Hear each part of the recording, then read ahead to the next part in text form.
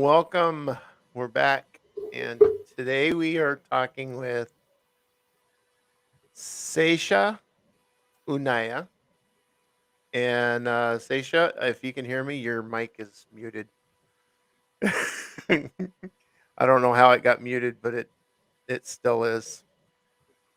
And there you go. And let's see, you have a blog, if I remember correctly. Uh-oh. What happened, Joe? I don't know. All of a sudden, I don't know what's happening, but Oh. It's the internet. It doesn't like us. Daggum internet.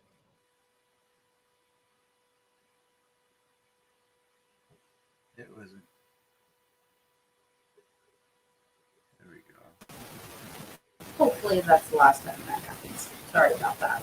No, it's all good. We can never Oh, rely you on sound the much better internet. now. It sounds like it's even out. It may have worked it out. I mean, it just depends. Right now, the internet can be a little bit bubbly.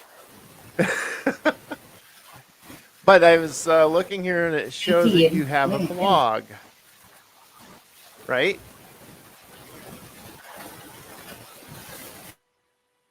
Oh yeah, that should be. And she froze again. Oh, anyway. Oh, Yes, I do.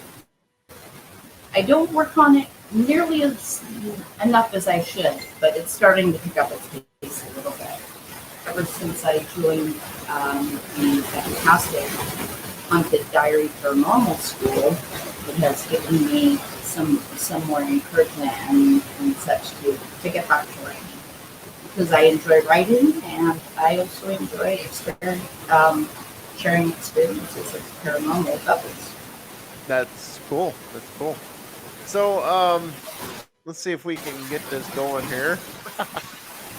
um, one of the questions I ask normally of our guests, and it's to get you able to just kind of tell your side of it, and that way people who haven't seen you or know about you can actually listen to what you have to say, and then they get to know you a little bit better, and then also they can go check out your blog. But what I usually ask is, what got you started in the paranormal and your interest in it?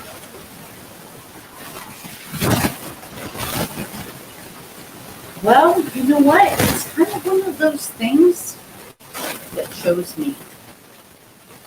I was born with congenital heart disease, so I had my first open heart surgery when I was 13 months old. Oh, I yeah. had my second one when I was 7, and then again when I was 11 years old. The last 2 times I went under, I did pass, flatline technical term. First time was for 1 minute and 37 seconds, or 42 seconds, excuse me. Second time was for 2 minutes and 37 seconds. Now, my belief, as well as many others, is when you have those type of experiences where you cross over, even for a short time, and touch that other side, you then become connected to it. You build that cord, and you bring it back with you. So my childhood, growing up in such a remote area, I mean, literally guarded by a border, uh, we didn't have malls. We didn't have places to go and hang out after school. It was the forest and the beach, Right. and things like that. So a lot of imagination, a lot of very unique people come out of there. Musicians, poets, writers, because we all have so much time on our hands. So, and then it being so charged with this native, ancient energy. And then being someone who not only was born an empath, then having those connections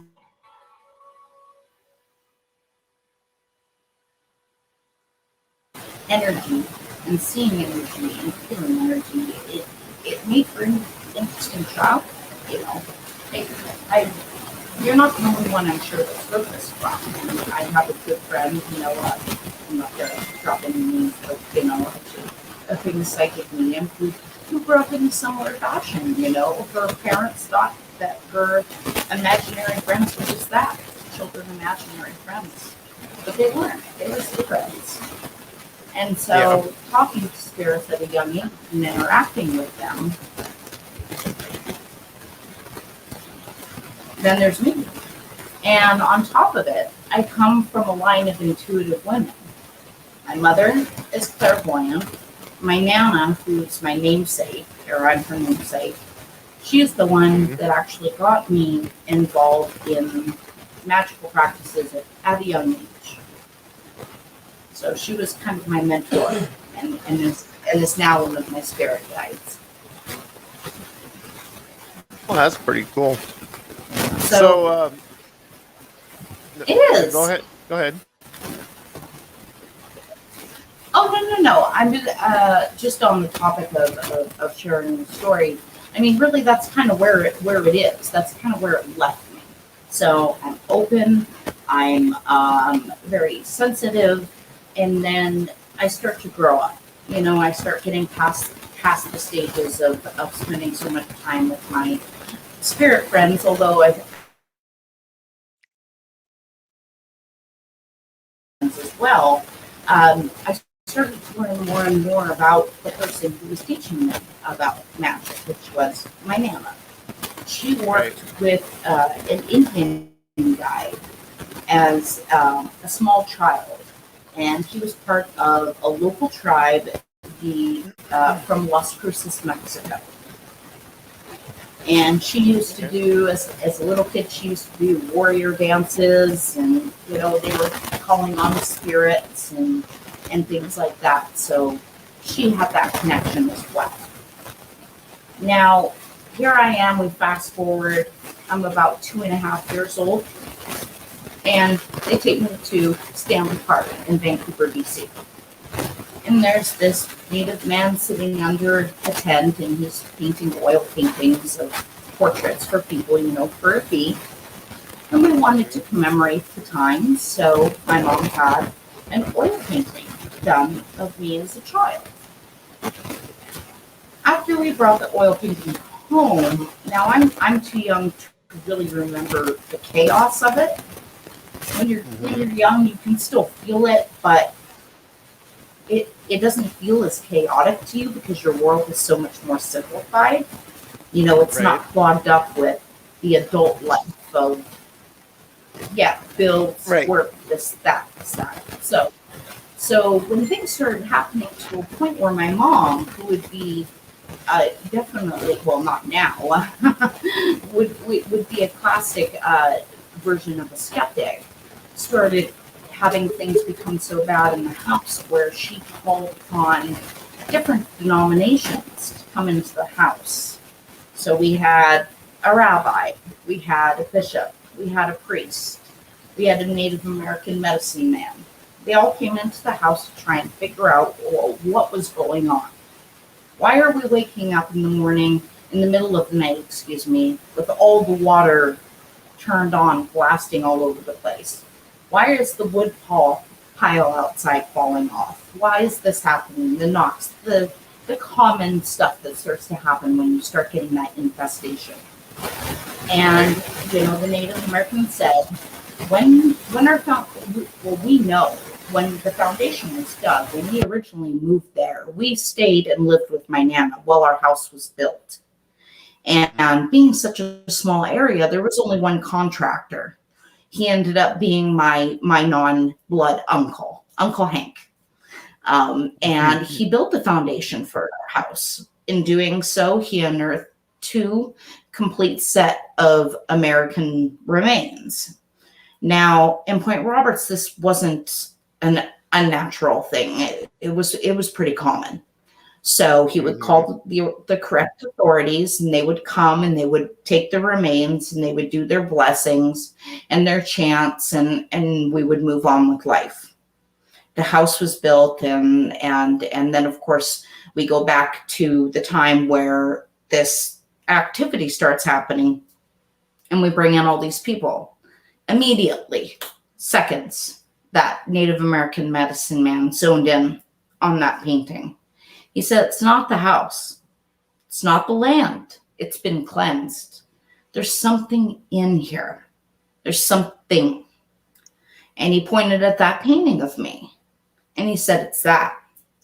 That is your source of the problem.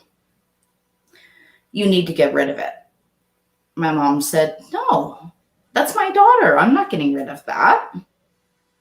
Well, you need to. If you want things to get better and you want us to, redo the ritual here and live a normal life, you need to give that to us, and we need to get rid of it.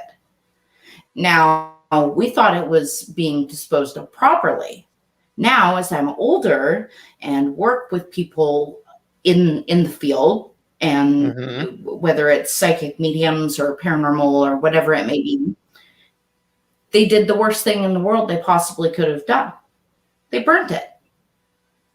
So whatever was in there that told released is it released and went into the vessel of the intent, which was me.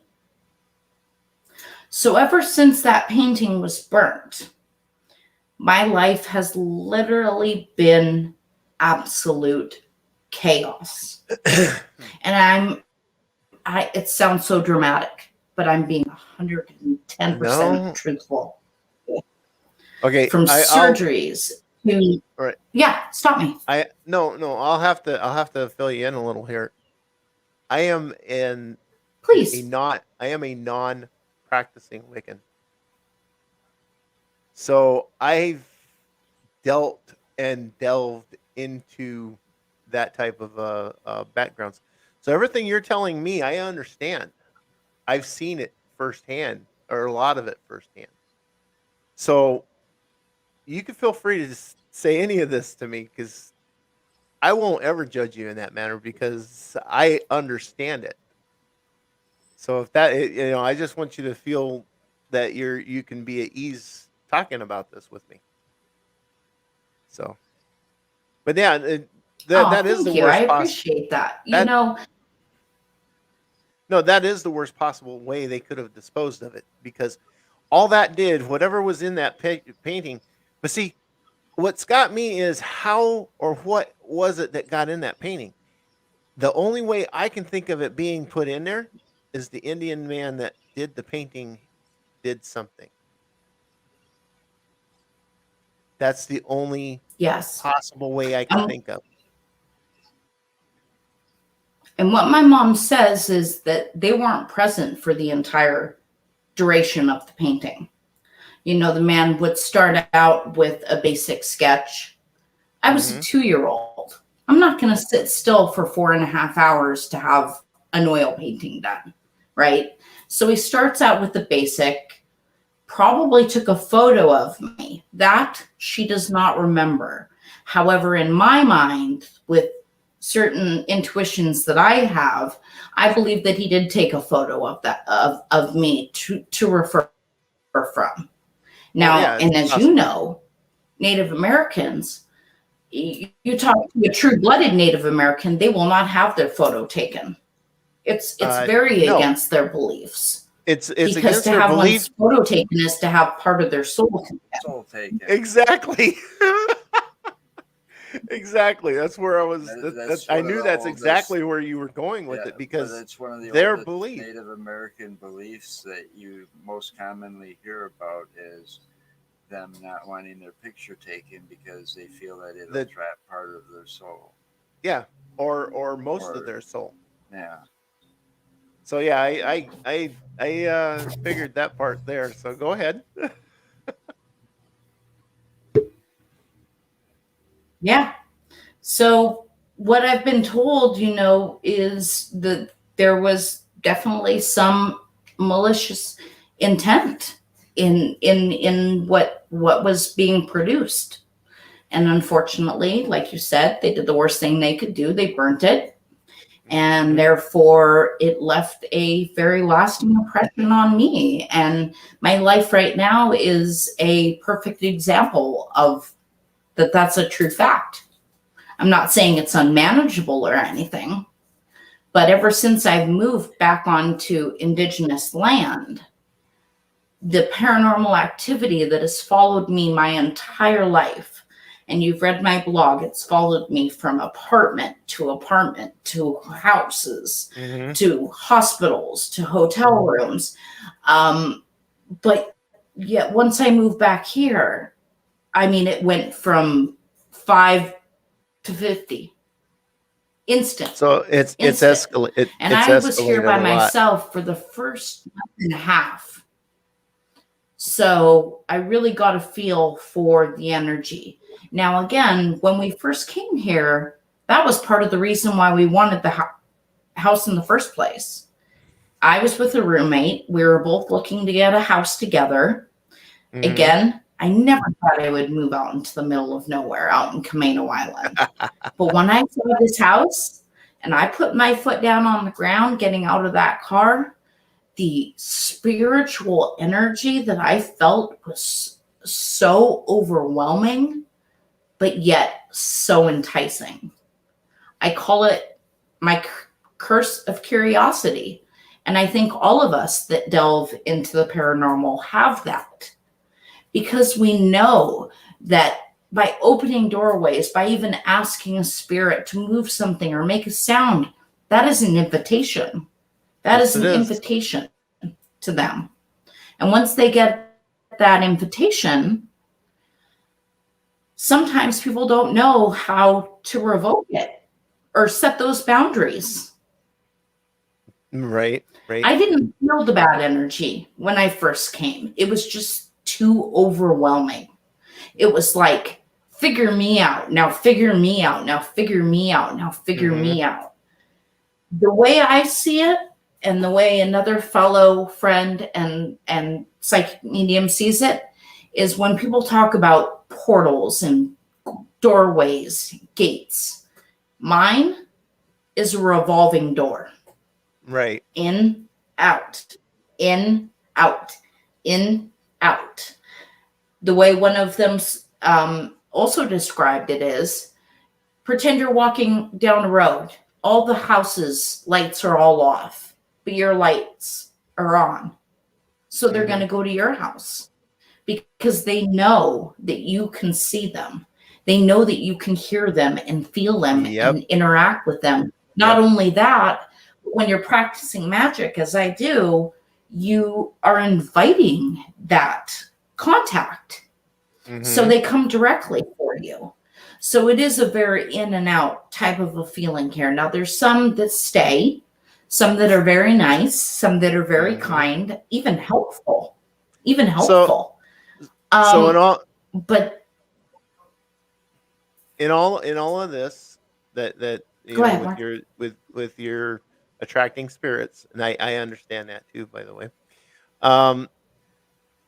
Have you found any that are very attracted to you and are powerful enough to keep the evil or the dark spirits away from you? A lot of work. A lot of work. I work with someone very closely who deals with things of a more dark nature. And every time we talk and go over things, I'm left with a list of homework and what to do. And what to do to protect myself, my animals, and anyone who comes in and out of the house. Right. So that helps, but yet we're dealing with a lot here. I mean, a lot. 4 months ago, we discovered a human bone in our crawl space. And it has been positively identified by a homicide detective as human. Wow. Boy, In the crawl space. Yes. Wow. Imagine Yeah. a room, right there, right?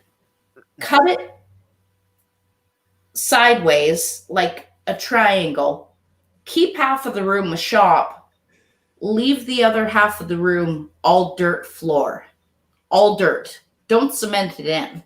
That's And weird. add viewing windows. That's what our crawl space is. That's the boom. That's crazy. To answer Tom's question, I can actually answer Tom's question there. It says, how do you not scratch that itch of curiosity? Well, Tom, it's called fear. For those of you who have fear, that's why you don't He scratch said it that looks itch. like an ankle bone.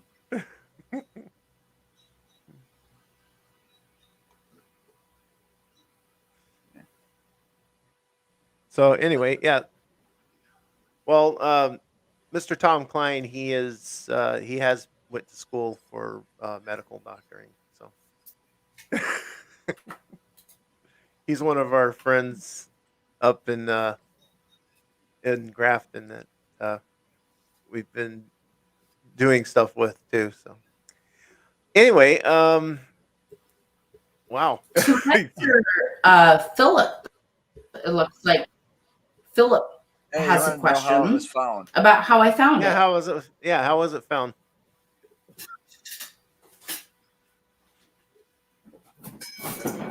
Here we go. This is one of the most common forms of divination that I use. It is a pendulum board.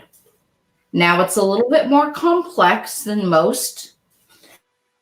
This is actually the Walt Wood design pendulum All right. board. So it gets very Can you detailed answers, everything can from you dates to pull numbers. it back? Pull it back a little bit. It's like There we go. every now and then I see the Yeah, you can see the. and then it goes like solid and then it'll clear up. I also have Unfortunately. something stuck in this mirror here. So if you see any kind of undulating black masses up here, this sets off my motion detector security lights a good 15 to 20 times a night. I will hear it doing the exorcist where it's Interesting. turning its head all the way around. And then when I review the footage, I see the in and out and in and out up here. So yeah, if you see any Is kind that of electrical disturbances, we definitely have those here. is that something that you or someone else has trapped in that mirror, or did it come with the mirror when you got the mirror? The mirror was clean when I got it. Unfortunately, So it is no longer. And I have done every technique I can do, along with those suggested to me, to clear this mirror. And Philip had another no luck question. yet. No luck yet. But I work with mirrors. I do okay. use the pendulum dowsing board because I'm not one of those people that's afraid to touch a spirit board. I have one. I have one right over there. It's kept in a dark place because that's where you should Otherwise keep known them. as a Ouija But I board. don't use it when I'm by myself. If I'm trying to communicate with something, I use my pendulum board, or I use my cards, or I use a mirror.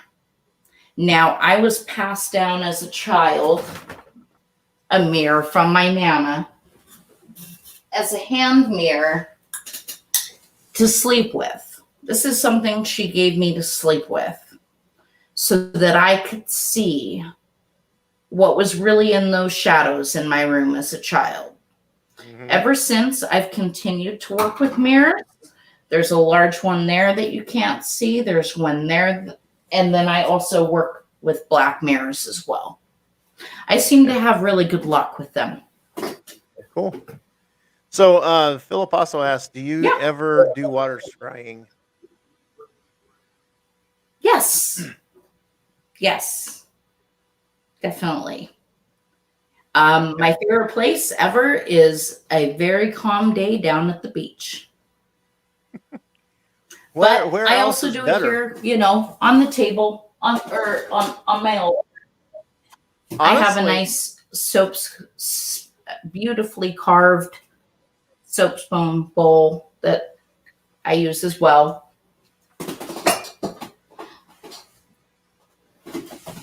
I also use black obsidian balls as well as mirrors. hmm I have one of those, by the way, that a friend of mine gave me. So Very nice. Very nice. Not so only but is it a tool, but it's a great stone to work with. oh yeah. What I Smoke and was mirrors saying will though, cleanse it. Yeah. that's what Tom says. But what I was saying about your talking about being on the beach, that where else is a better place to be, honestly? Because when you're there, you're within the vicinity of all that energy out of the I ocean. love it here. I love it. The ocean is an infinite pool of pure energy. Well, then why are you in? Then why are you living in Wisconsin still? You know that. Don't get me started with that. There's something keeping them. Yeah, it's called my daughter and my grandchildren. I'm not leaving them. Very nice. Priorities. Priorities. Yes. Yeah, obsidian is pretty good. I find that onyx is one of my Um, go-to. Onyx and opal are my go-to stones. onyx and opal. Yes. All Do right. you ever My favorite as far as when I'm doing mediumship work is uh-huh. arsenite. Which one? Which stone? I didn't hear what stone you said that you is your favorite. Oh, and arsenite. It is very difficult to find, and I cannot show, even with this beautiful light, how gorgeous it is. But if you look at my Instagram after I get off this, I am going to post some photos of it. It has the most incredible lightning bolts of blue striations through it.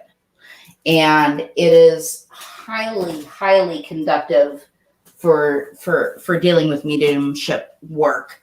I collect a lot of crystals and stones that I use for what I'm using them for. Basically, it's like anything else. It's like, oh, well, this is what I'm trying to achieve. These are my intentions. So I'm going to use this and this and this.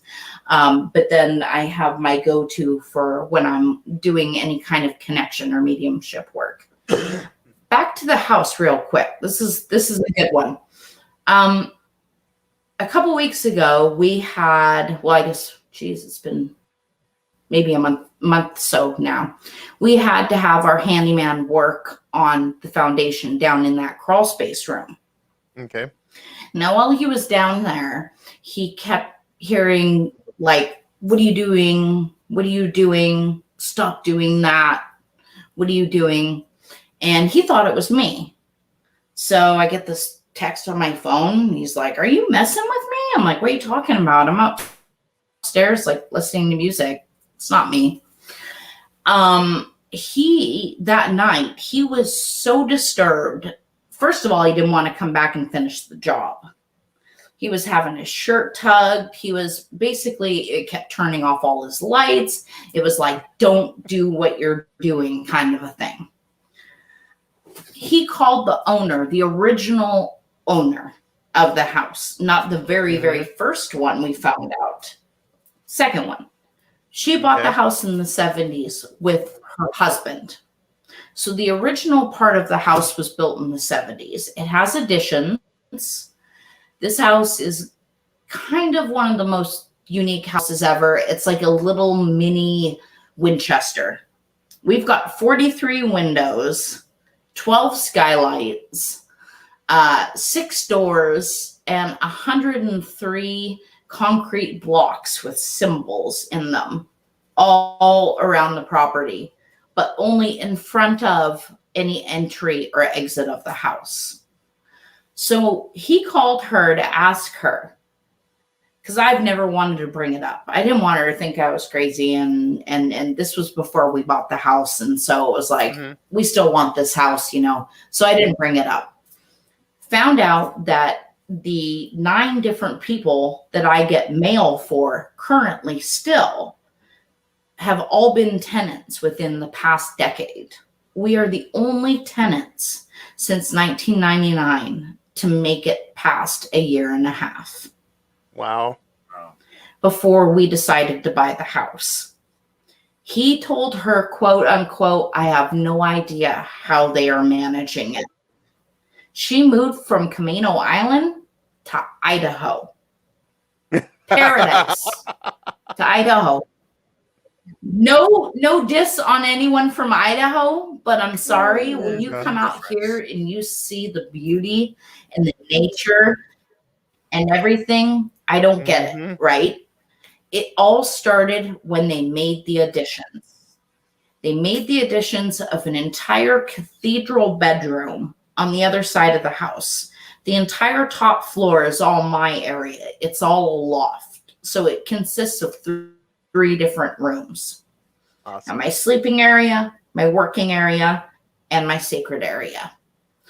And she told him that when she first bought the house, they were taking out truckloads of everything from occult items to, I mean, old huge bowls of burnt charcoal, candle remnants, all sorts of things that you would think were used. There were chains, there were padlocks, there were all sorts of stuff in that room with the viewing windows that are now boarded up.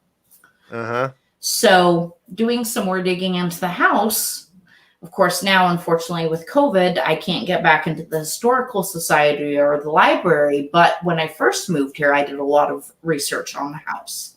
There was nothing on this property before this house was built in 1972. They moved in 1974, and the people before them moved in 1974.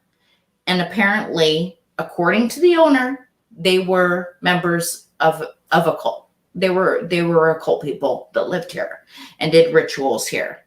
I've had several psychic mediums other than myself both see and know and feel and hear that there were some very, very, very bad things done here. And of course, with finding human bone and pieces of animal bone and things like that, we know that there was indeed both human and animal sacrifices in the house. Have you ever checked to look for? Have you ever looked for a portal? You ever? It's there to find a portal, because if you can find them, there are ways of closing them.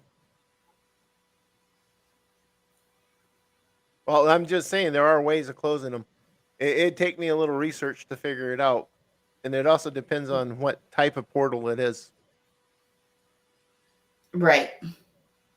I need someone like the person I'm working with, or someone like you that knows about the portal situation, because spirits, I know, dealing with them, I know, necromancy and divination and things and stuff. I know when it comes to portals, all I know is what it feels like to me is that revolving door, that in, that out, that in, that out. That is, and what I've been told is right.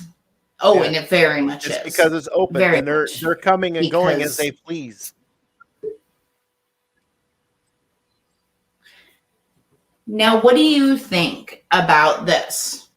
Okay. So when you come down to the house, you start wrapping around this round driveway up to this crazy house. I mean, we have 9 different roof angles on the house. Some are metal, some are normal. Again, all the windows. It's wild. I'll post a photo of it later. The outside. as well as the inside too. Down halfway through our driveway, past where it's no trespassing, past our property line, there used to be a through road long time ago to a well. There's 2 old abandoned wells down there. When we first moved here, the very first thing I did was go investigate that road down there. I'm like, what is this road? It's got a gate on it. It's on our property. I'm like, interesting. So I go down there. You know, it was March, so things were starting to bloom. And this circle, you could see it from coming down the path. I'm walking through knee-deep stinging nettles and poison ivy and blackberries with a machete trying to get down to this well area. I reached the bottom and there's a completely perfect circle with absolutely no life, no vegetation, no tree branches, nothing, absolutely nothing. Now, of course, we automatically think ritual circle, right? Ceremonial circle. It does sound something That's like what that. I've been told. I've also been told a much darker side of the possible story. The concept of Lucifer walking backwards in a circle and where a place would be scorched, which it is. It looks like somebody lit the circle in a fire. And then after that, apparently nothing grows. Now, I'm not very versed in demonology. I do have a friend who is the one that told me about this. It makes sense to me. I don't know. What are your feelings on that circle down there? It does sound like what the folklores talk about, the devil's circle. And thoughts? where where's Lucifer basically, one of the folklores in the older times talks about what is called the devil's circle, where Lucifer comes and dances on the crops, and he dances a circle around, and everywhere inside the circle just dies and nothing can grow after that. And the way you're explaining that does sound similar to that. It doesn't have, in the folklore, it doesn't say anything about him walking backwards in the circle and then the circle catching on fire or anything like that. It's just basically he comes and dances on the crop, and it it's now um, infertile, and it makes it infertile. You can't ever grow anything there again, and it doesn't matter if you bring dirt in to try and replace it. Supposedly, it will never grow again. So that's kind of how that sounds. And it hasn't in the 2.5 years we've been here. You know, now trees and stuff will fall because it is in the forest and we do get a lot of storms here, but nothing will grow. Nothing. Not a clover, not a weed, nothing. Has anyone tried planting anything there? Have you tried planting? Here's an experiment to try, and don't put it in the ground. I'm sorry? I didn't hear what you said. Oh no, I was asking what you would suggest. It's probably our lag. No worries. I was asking you what you would do. Well, what I would do to kind of experiment on it to see, I wouldn't try to plant anything into the ground. I would actually take a potted plant during like the summertime and place it out there in the center of that circle and make sure to keep watering it and everything and see if it winds up dying.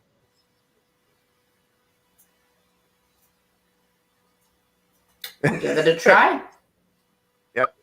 Because supposedly the devil's circle, once it's there, even anything brought in that's alive and growing is supposed to die from the bad energies that's coming off of it. Makes sense. Then you know what I So do? You know what It else I does. do though? Just I just mean, to just out I of curiosity, you know, yeah. I dig up some of the dirt from that circle and put it in a plant and try to see, you know, put it in a pot and see if the a plant would grow in there at all. yeah, You know, you could do that. I And then mean, if it you know, doesn't grow, then you if you can. want to test all That's a good theories, because idea. you know we say anything's Yeah, I'm possible. You I'm know, gonna you keep the gotta plant rule it out. outside. I don't know about bringing it in and putting on my dresser, but No, no, that's I not mean, what I I would be found chunks. suggesting. I found chunks of a black obsidian, just the most gorgeous pieces. But everything I find outside, I leave outside. And when we first moved in, I like to do a lot of gardening and landscaping. I would constantly be coming across these sculptures, things that people had just tossed away.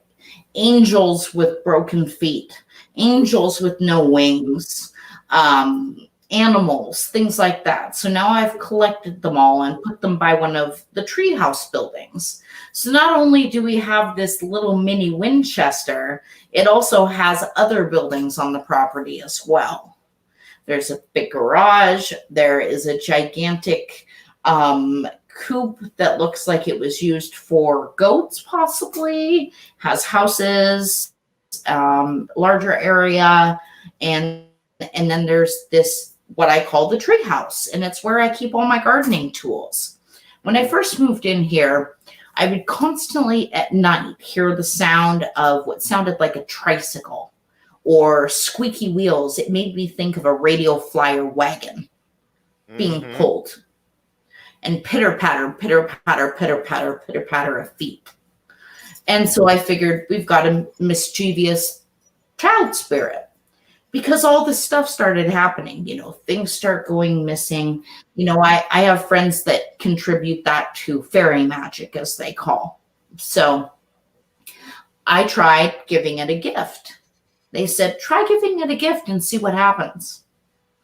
I found this little thing of bubbles and one of those remember those old parachute guys that you yank the thing and the parachute would go up? I put one of those in there. Came out the next morning, parachute was gone. The bubbles were there, but so was a stuffed sock monkey. I collect monkeys. I have a thing for stuffed monkeys. So it gave me a present back. How fun is that? That's I'm not pretty bringing that monkey interesting. in the house, but it can hang out there. Yeah, that Yeah. is pretty interesting. I always knock and announce myself when I go out there. I try and be very polite. Yeah. That's a big part of dealing with living with spirits is being polite and showing respect. Well, yeah, exactly. You show Especially respect, since if this was their area first. right? You show respect to the spirits, Yeah. and most generally, the spirits are going to respect you back by if you ask them, if they're being a little too mischievous, and you ask them to please tone it down or leave you alone, they will. As long as you're showing them respect, they should show respect back to you, unless, of course, they are in a deviant, malicious type of spirit. Now, I do have a question for you. In all your time there, now you've been there for 2.5 years, and all your time there, and also talking about your shed there, or your not shed. I can't remember what you said it was. Have you ever heard what The sounded like treehouse. the treehouse? Thank you. Have you ever heard what sounded like a bell, a jingling of a bell? Like you remember when the children's shoes, that little bell that the moms would always put on the Oh, the on shoe the string. strikes. We have wind chimes outside, I don't think I'm not so she's it could talking have been about the that. chimes. I'm not talking about the Like chimes. to I keep a mean, lot of wind chimes, sound magic and things like that. The good right, magic, right. but But I mean, have you just like out of the not blue, without necessary. without the wind blowing or anything, just kind of heard what sounded like a bell, not a chime, not the chimes themselves, but it sounded like one of those little bells. like a bells you sleigh hear at bell. Christmas time. Sleigh yeah. bells. You know, sleigh bells. Okay, that's Yeah, that's a like the distinct jingle bell, bell like the sound. jingle bells you hear at That's a Christmas better time. type of description of it. Yeah, because it's exactly the same thing. Okay. If you remember, The I reason haven't I seen asked, those. You know, my mom used to make me wear those damn things when I was little. well, we Flame should make you 2. wear them now. So, but no, the reason I So we can asked, find you. Where's Joe? yes, but Everybody can find me. I don't go nowhere. I'm let not me allowed finish. to. Let me finish, Joe. So the reason I ask is because people who have heard that type of bell, when there's like nothing out there that would actually give that kind of a noise, associate that with imps. Imps are part of the fairy world. They're part of the fays. And when you hear that type of bell, that is an association with an imp being nearby, especially when there's nothing Ah, out there that will make that kind of sound. And right. imps are known to actually bring gifts as well. Well, So see, that makes sense. It could be that. It could be that. What do you think about Anything's the possible. post that I did where I have the two photos? And those photos of the apparition that I caught were both exactly same face, same facial features. When you're looking at it, what you're looking at is the tree house behind the Japanese maple that's in front of it. I went out with my camera and did about 40 burst shots. And in two of them, one time, it's up on the top metal roof coming down. The second time, it is peering from behind a fern. But what blew me away was the clear definition of the facial features, because in the years that I've been doing paranormal investigating, I mean, I've got EVPs, I have sound recordings of even direct voice phenomenon, DVPs, or coming through on my security yeah, camera because they're so loud. But when I caught those photos, that really that was something, because I'm thinking, is this who I'm dealing with? Is this the mischievous one? Because it didn't start right away. Like I said, the bad stuff did not start right away. And by bad stuff, you know what I mean. I mean, I was bitten in the hospital. I was going through periods where I was constantly waking up with marks that were not there and could not be made by me in places that I can't even reach with my hands. They would often happen either in bed or in the shower. So when I started learning to protect myself, those were the first areas I went to protect, were my vulnerable areas. exactly. But it's almost textbook. Sleep paralysis on a regular basis. All those types of things, the knocking, the noises, the lights on and off, all that kind of stuff. It really is cliche, but it's true. It's true. And luckily now that I am doing the work, it has gotten a lot better. It has. So there is hope for people out there. I'm not going to say that I don't feel the oppression. I do. I do. And sometimes I do feel uncomfortable, but I don't show it because that's what they want. They want the fear. They want you to be scared. So I need to assert my dominance, reclaim my power, reclaim my magic, and set boundaries. Those are my most important things that I would tell anybody dealing with what I'm dealing with.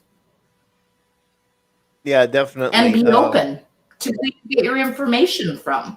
I work with Catholics, I work with Christians, I work with Satanists. You have information that can help me. I'll listen. Well, I can only tell you what I know. and what I've experienced in life. That's about the best I could do. Um, I'm jaded to a lot of And things and because you've there's so experienced quite a bit much. yourself. What would you Yeah. do if you were me? Well, I've already had some weird experiences with a woman that I dated a long time ago who was she was a Hispanic woman, and she could actually be considered a bro. You know what that is, right? Indeed. A witch. See. So yeah, and she played a lot with the darks, and I actually uh I actually shared a dream with her, and I know that it was her dream because she explained it to me before I said anything. And in that dream, I physically battled a demon that was trying to harm her. And it's really weird because during the time I was Mm, with her, I came face to face with probably about 3 different demons. They were low level, but I was able to fight them off. So, like I said, I'm kind of jaded to a lot of stuff. wow.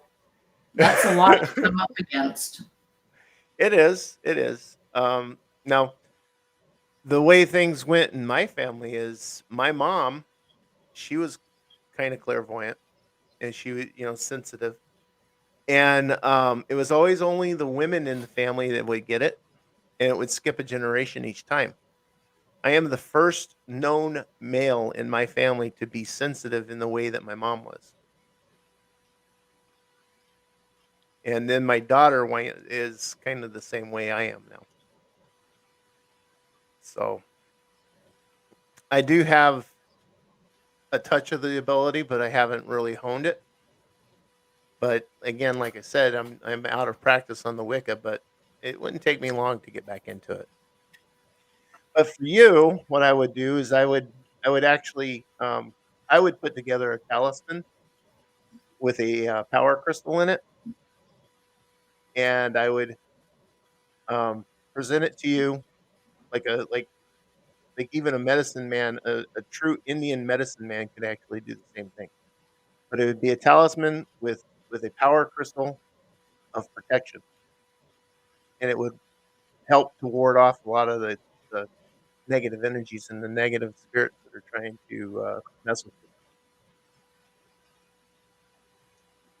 you. Yeah. Um, as far as what I'm doing now, I mean, I don't know if you want any specifics or anything, things that have been helping me out of suggestion. Um, one of them, unfortunately, I'm still working on because when you're Hmm. told to put bottles of salt, like open vials of salt, in the corners of your house, most people have a south and a east and a north and a west corner of their house. I have about 7 in the east, 9 in the north, in the south. So I am still Can I ask? Can I ask what? working on all of these bottles that I'm collecting to put to all the corners. Okay, what kind of salt are you using? Ask anything. No, what kind of salt are I you was using? told specifically, even though I do have pink, white, black, and red, it's Himalayan. That's what I was told to use. Do you disagree? Yeah, I do. Um, the salt that I You do was disagree, always don't you? yes, yes, I do. The salt that I was told to always use for any kind of spells or any kind of use in magic is pure sea salt. Because you think about this, the salt in the sea is infused Okay. with the power of the sea. So you have the energy of the ocean in your hand when you're holding that salt. And you're able to channel that energy through that salt because it is still connected with the ocean.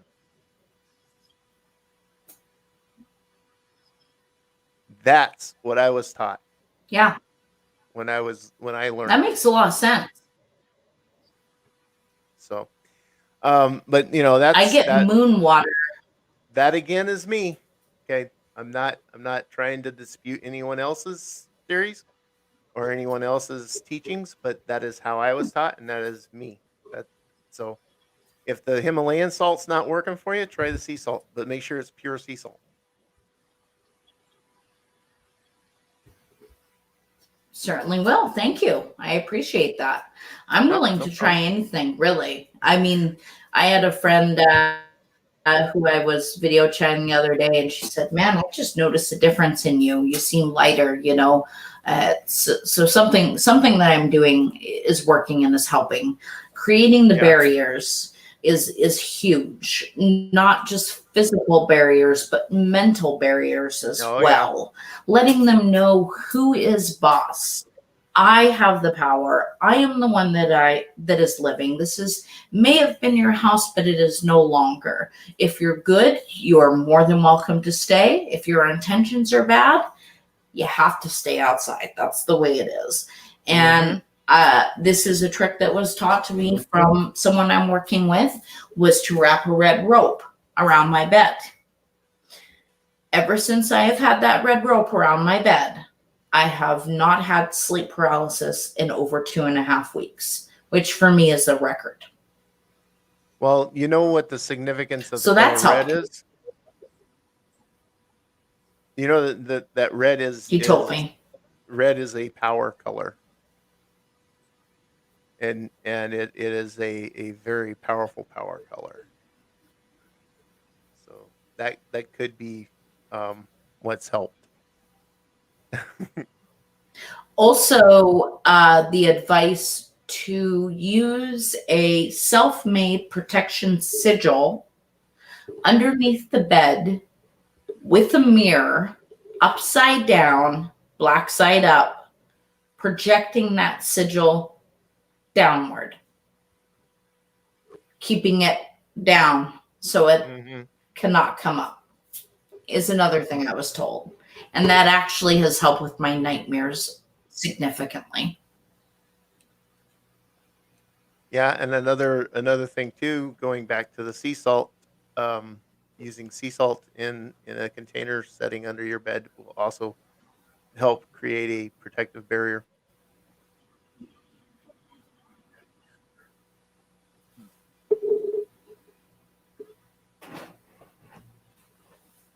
So